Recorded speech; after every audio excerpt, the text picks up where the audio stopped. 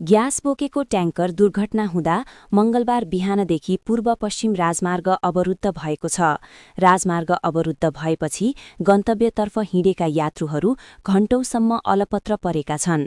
रौतहटको चन्द्रपुर नगरपालिका 4 स्थित लमाहा वन क्षेत्रको राजमार्ग खण्डमा भारतको रक्सौलबाट एलपीजी ग्यास बोकेर धनुषाको महेन्द्रनगरतर्फ जाँदै गरेको यूपी 17 एटी 2114 नम्बरको ट्याङ्कर मंगलबार बिहान पल्टिएको हो। दुर्घटनामा ट्याङ्कर चालक भारतको कदोरा जिल्ला जयनगर थाना निवासी 35 वर्षीय पवन यादव घाइते भएका छन्। घाइते चालकको चन्द्रनिगाहपुर स्थित सिभिल अस्पतालमा उपचार भइरहेको इलाका प्रहरी कार्यालय चन्द्रनिगाहपुरले जनाएको छ। ट्याङ्कर पल्टिएपछि ग्यास लिक हुन थालेकाले सम्भावित ठूलो जोखिमलाई ध्यानमा राख्दै प्रहरीले राजमार्गको दुवैतर्फ सवारी आवागमन पूर्ण रूपमा रोक लगाएको छ।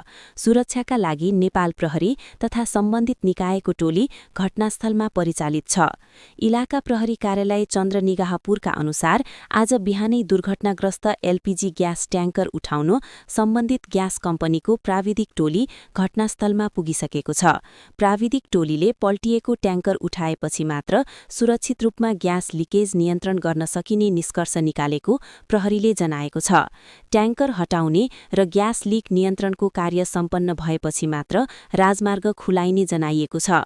यसबीच यात्रुहरूलाई वैकल्पिक मार्ग प्रयोग गर्न प्रहरी प्रशासनले आग्रह गरेको छ। ग्यास बोकेको ट्याङ्कर दुर्घटना हुँदा मंगलबार बिहानदेखि पूर्व पश्चिम राजमार्ग अवरुद्ध भएको छ। राजमार्ग अवरुद्ध भएपछि गन्तव्यतर्फ हिँडेका यात्रुहरू घण्टौंसम्म अलपत्र परेका छन्। रौतहटको चन्द्रपुर नगरपालिका 4 स्थित लमाहा वन क्षेत्रको राजमार्ग खण्डमा भारतको रक्सौलबाट एलपीजी ग्यास बोकेर धनुषाको महेन्द्रनगरतर्फ जाँदै गरेको यूपी 17 एटी 2114 नम्बरको ट्याङ्कर मंगलबार बिहान पल्टिएको हो।